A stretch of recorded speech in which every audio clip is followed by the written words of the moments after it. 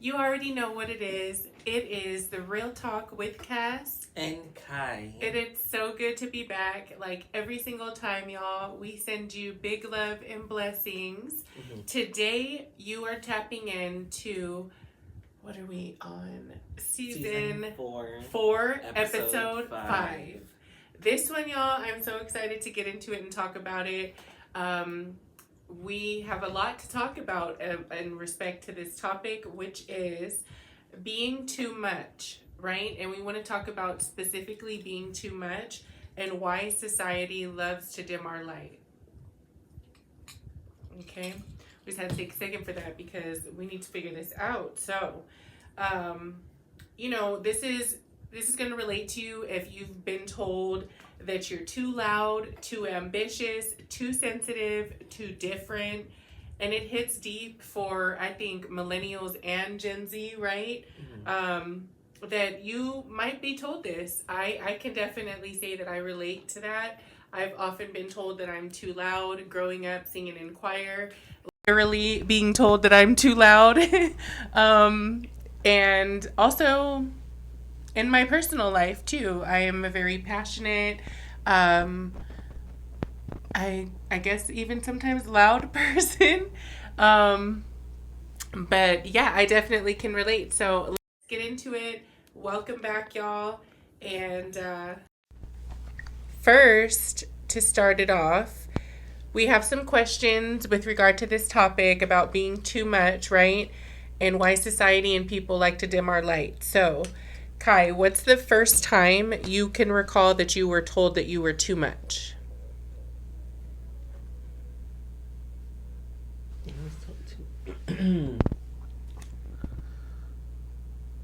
Maybe like a childhood moment where somebody tried to tone you down, or maybe culture, family, or school reinforced this. Probably the earliest time I can think about is probably in school.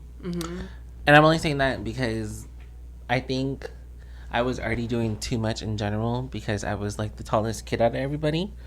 So it was, I was the tallest kid out of everybody. I was the only black kid.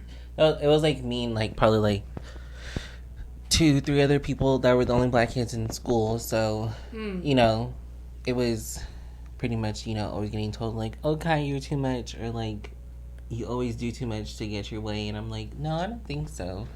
Like when I would play, that sounds like hate.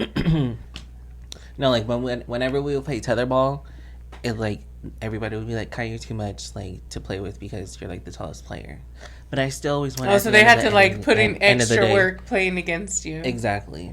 So, but I don't really, I really didn't care. It made me the person I am to this day. So, absolutely. And then a little more about that, like how did it make you feel at that time versus now? Well, at that time, it made me feel small because even though I was the tallest person, it made me feel small because back then kids were brutal and they just wanted to break down on like, it was like the popular kids versus like the kids that are not popular. That's what it felt like. So it was just very much giving, like, it was just giving hater vibes. And then, yeah, I was saying that sounds like hater vibes. Yeah. So then, compared to now, it's like, I know I'm sensitive and all these extra stuff, a little bit extra, but I know when to tone it down and when I need to be like that. That's good. Other than that, I don't really care what nobody else has to say. So that's good. Well, amen for that, because not all people can say that like now that they don't care what people think. I think it takes a lot of people time. would like to say that, but not. I don't think that a lot of people can truly say that they don't care what people think. Yeah, it takes a lot of time. That's good. It takes a lot of time for you to get to that place where you're like, oh, it's whatever, I'm gonna do me, not care, and just do it. So, yeah. What's the earliest time you can think about, Mom?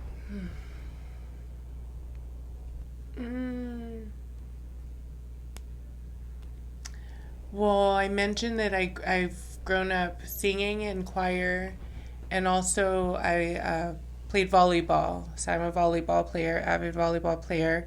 And I would say in both choir and volleyball, I excelled. So I was very good in both. And so I feel like I did have that same hater vibe where like I often was told like I'm too loud, I'm too much, like tone down. Mm-hmm. And I think that that's just honestly like when people say things like that, it's just a reflection because they see something in you that they don't See themselves. Yeah. Well, ding, ding, ding. Yeah, so I think that's what it is. And so I've pretty much went through that all of my life because, like I said, I am a naturally, like, because I'm a Leo. So, like a lion, I can totally be in the house and I'm okay and be in my own energy. I like to drive by myself and go and pamper myself and have me time. Mm-hmm. But at the same time, when I'm in a situation where I am able to be an extrovert, I am, and I excel in that. And I don't mind having the spotlight. I don't mind if I don't either, you know. So, I would say that I've come I've come a long way, and I've been through that as far as having people like dim my light. And I think, like I said, people do that because they see something in you that they don't see in themselves. And we've said it before, and I think that like just talking about that, it shows that it's so true that like haters are really fans too. Because like if you're looking at somebody and you're like you're too much, like turn down, and we know that that comes from a place of like dang, like I see a light inside of them that I don't necessarily see inside of myself. I think going deeper into that is that stems from like I would want that, like that person wants that, right? So it's low key like an admiration too, right? But they just don't know how to express that in a positive or transmute that energy into something positive. So I can definitely relate pretty much all my life. And also, I think that culturally, being the only Blasian person in our family, I think people indirectly like forced me to dim my light. You know what I mean? Like they or like not indirectly because it was direct. Obviously, it was unintentionally, right? Because it was my family, so I don't think we don't want to think that like they want to make us feel like that, but it was just things that naturally, you know, from how they were raised or their environment, right? You know what I mean? Like so, how somebody can make you feel like you said that made you feel small, although you were the tallest, right? But how somebody can make you feel small or, right? You feel me? So, Yeah. comment below, guys. What do you think about that? That's just the first question. This is a really good topic because we were able to find some really, really good questions. So, the next one is the American dream... let's see, wait, hold on. Sorry, skirt. Totally lost my place. I apologize. Okay, so the second one is how society polices personalities, especially for women and minorities. I'll say it again. How society polices your personality, especially for women and minorities. The double standard, like men are leaders, women are bossy. Code switching. Ever felt like you had to shrink yourself in certain places? That's a good one. So code switching, guys, is like a good example of that. I can say for sure, Blasian perspective, there's a lot of code switching going on because I can, you know, more so my Asian hat, or I can code switch in my Asian side and be like very direct and very get stuff done and very just about business. And then I can code switch too when I'm around my people and around, you know, my people, and I'm more, my black side will come out, right? So that's like code switching. Ever felt like you had to shrink yourself, right? Your natural self, in certain places. And then why being outspoken, emotional, ambitious makes people feel uncomfortable. So that was a loaded question. So basically, how society polices our personality, especially for women and minorities. So let's talk about some double standards, like men are leaders and women are bossy. I mean, realistically, when you think about it, women already basically run the world because they're the ones that make you basically make you the person that you are. So Oh, that's that good. just kind of gives credit to women Straight just from the mouth automatically. of babes. That's really good. Yeah, they already have. I don't think a lot of men have that same perspective or opinion, though. So that's interesting because it is a double standard that men are leaders when they show up as strong, assertive about their business, right? But when women show up with that same energy, we're called bossy, bitches, things like boss, that. I just think just boss is better. But yeah, so instead bossy. of that, that's where, a boss babe, boss queen comes in, right? So that's good. And then why being outspoken, emotional, or ambitious makes people uncomfortable? Why do you Because they're think? probably not used to that. I don't care. Sometimes I remember back in school when I would be getting into some stuff. I don't care. I'll cry in front of my friends. I'm not gonna lie. The tension was fun, but it didn't make them uncomfortable to the fact that I was crying. It was just the fact of like something was happening, so they had to help, and yeah. So I don't think it should make anybody uncomfortable because we all have emotions at the end of the day. So it's like if you see somebody crying, I think you would be like, instead of judging, being like, "Hey, are you okay?" and asking them instead of just automatically assuming. Right. Like, oh, that's a crazy person, or like something like that, because that just you don't know what that person is going through. That's good. I completely agree. Alrighty, so next, it's really good. Who benefits when we shrink ourselves? In the workplace, how companies profit from people playing small. Family dynamics, the pressure to conform for peace versus personal freedom. Relationships, have you ever dimmed your light to make a partner feel secure? Mm-hmm. Ooh. Okay. You want to go first? You want to go first? Oh no, I was no, I was just talking to this guy, and no offense to my Aries out there, if you're an Aries, respectfully, I don't like you. No offense. Let me just say this: Aries women. We don't like unevolved ones. I haven't met any Aries women. So Aries women, you guys are good. But Aries men, you can see the door. I don't care.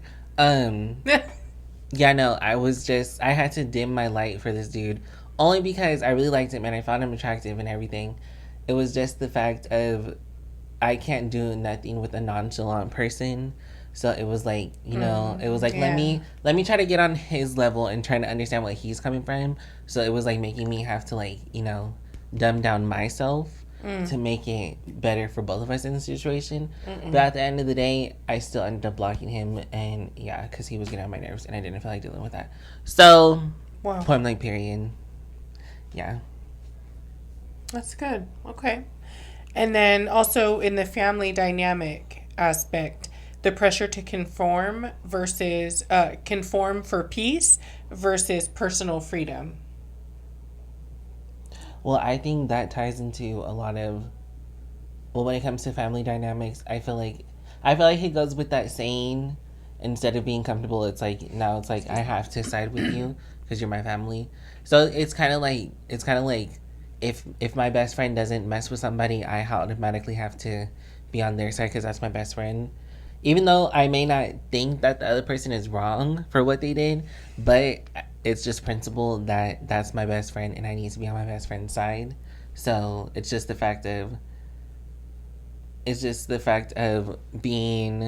having to switch to a defensive mode instead of trying to be what is it called?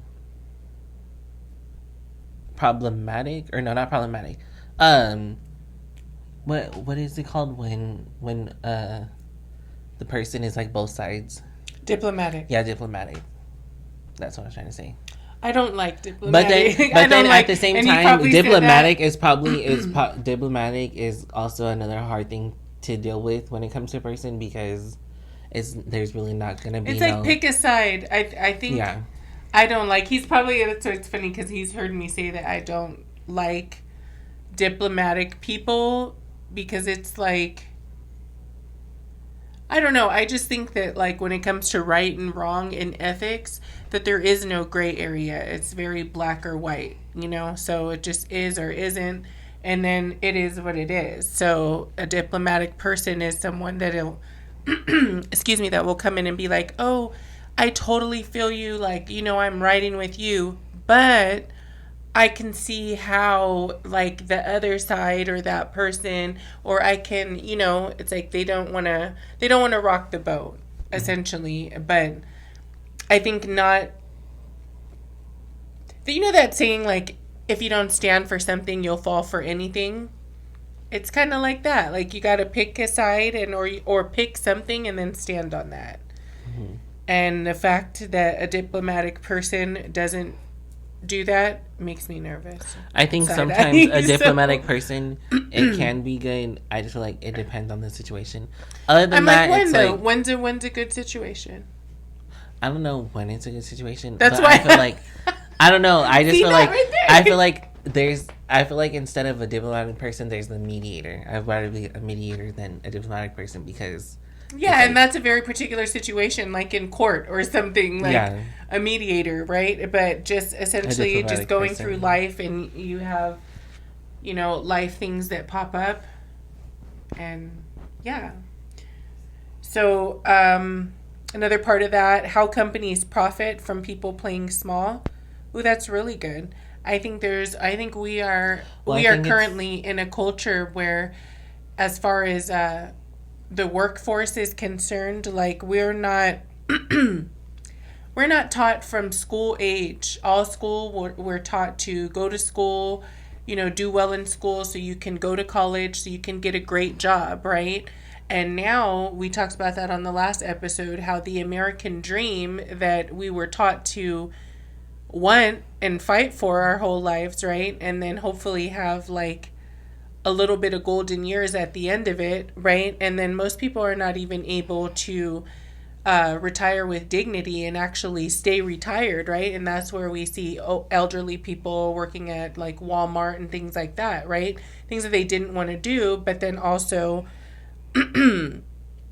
we're not prepared and we're not taught to prepare for older us and the life that we really want to live in our golden years. So absolutely, I believe, or I agree, that companies profit from people playing small, because I think a lot of people, our society, stops dreaming early on. So they just, like, you know, they just lock into the system of going to work and, you know, for retirement, and it's just a system and a cycle, and it doesn't really allow for you to play big and play to win. So, well, and then when you think about it, it's like, would you rather just have that one person be on your team, or would you rather have a group of 10 people that all do the same thing? You know? So it's like a group, just one small person is not going to do anything, but a group of 10 small people is going to be more effective than that. So it's like, that's how they profit off of those 10 people, you know? That's true too. Absolutely. And then last part of that question is, have you ever dimmed your light to make a partner feel secure? Yes, I have. But on the other side of that, I'm thankful that I did, because thank goodness I'm not currently still in that, right? And then that just helped me propel and realize what I want and what I won't deal with and things like that. So those things need to happen. Yeah, everything happens for a reason. Right. So. Next one is, how do we unlearn the too much mindset? So what made you finally embrace who you are? 1. 2, finding people who celebrate, not tolerate you. And then 3rd, setting boundaries when people try to shrink you. What made you finally embrace who you are? I just had to get used to myself, because there's only one of me. So it was just like, I gotta be comfortable with myself. That's Realistically. great. One of one. That's right. Yeah, definitely accepting that, and that actually being one of one is a great thing. And we only live once, just, so it's like, just enjoying, embracing your uniqueness, your one of oneness, right? I think that's awesome. And I absolutely love myself. And I hope y'all love yourself. And I'm so glad that you love yourself. To be honest. Honestly, self-love is the best love, to be honest. All right, so next question. Flipping the script. Why being too much is actually your superpower. The most successful people in history were labeled too much. Absolutely. The people that bring change are the people that do rock the boat, that do stand for something and don't ever fall for anything, and who actually realize that their uniqueness and their oneness is their superpower. I love that. It says, if you weren't too much, you wouldn't be where you are today. And that's pretty much what you said. Everything happens for a reason. Mm-hmm. That is so on point, and I absolutely agree. So we have a message for anyone listening, and that is, you're not too much. They're just not enough. Exactly. I heard that. What's that? Cardi B? Isn't that Cardi B that said that? Something like that. Sounds like a line like that. We know it. So, we want you guys to just like kind of comment and get engaged with us about this topic. We thought this was really good, super relatable. Like I said, I definitely can relate to being told that I'm too much, but at this point in the game, I'm thankful it's okay actually our superpower. Sometimes. Yeah, I do. I think it is most times. So what are some things that you were told that you were too much about? And how are you now embracing that, right? And just feeling uncomfortableness and just all the feels and doing it anyways, being your loud, ambitious, too much self anyways. And tag someone who also who might have been told that they're too much, right? We're all in this together. And I think that us telling our stories, our mess becomes our message, right? So exactly. Let's see. I know, I have a quote that I just wanted. I saw this tweet and I was like, oh my gosh, it's pretty. Please do share. Cool. All it says is, I can't cry about having a lot on my plate when my goal was to eat. Eat down. I love that. That's right. Say that again for the people in the back. The quote says, I can't cry about having a lot on my plate when my goal was to eat. That's good. That is good. I'm going to marinate on that. I really like that. Mm-hmm. I really like that. So actually, so don't complain about being told that you're too much, that you're too light. Shine on, be bright, do all that, because that's what you asked for. And really, that's the life of a chosen one. So if you know, say less. Exactly. And what, I want to say this before I forget, because we have forgotten to do it for the last few episodes, and that is our favorite thing or obsession of the week.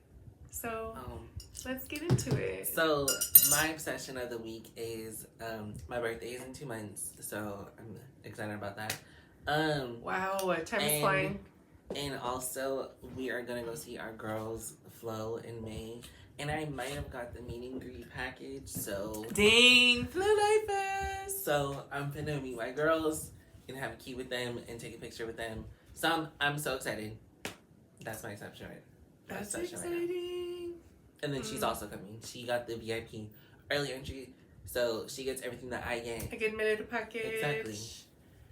So I'm not really tripping, because I feel like at this point we literally are the LA Flo Lifers, and we literally last time after their concert with Kehlani, we literally partied with them at the after hours spot. So I'm not really tripping. I'm son, you got that. I'm so happy for him. I love them down, but sign it again And then so. Yeah, so he's gonna do that. We're gonna do that. Super excited. That's at the end of May. His birthday's at the end of April. So, I'm super excited. Just side note about Pride coming up. We love that in June. I really want to go home to my town, to my city, San Francisco, for Pride. I haven't been to SF Pride since I was a little girl, so I would love to go and take you and just go back to my city.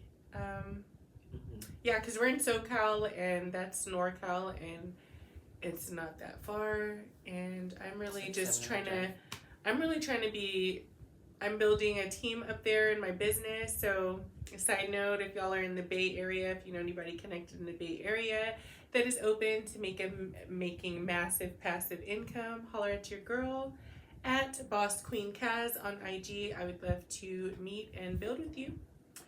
And so my obsession for the week, honestly, to be honest, I really been on like obsessed with my curly hair, my diffuser, because I've been getting back into that like the last week or so, and just realizing that I haven't used that. Like, I don't use that enough. And so I'm just really locking into my curly hair journey. And I'm excited about that. I'm excited about spring. And like I said, Pride's coming up. My birthday's in July. I love summertime. It's my favorite. And just love springtime leading into summer. So I'm super excited. Yeah, that's all I got as far as my obsession. What's you guys' obsession? Maybe not even this week, but just maybe this year, or something that you might be obsessed about as far as our goals. I know time's flying, but we're still in 2025, so let's talk about it. Hey, boo. I'm recording.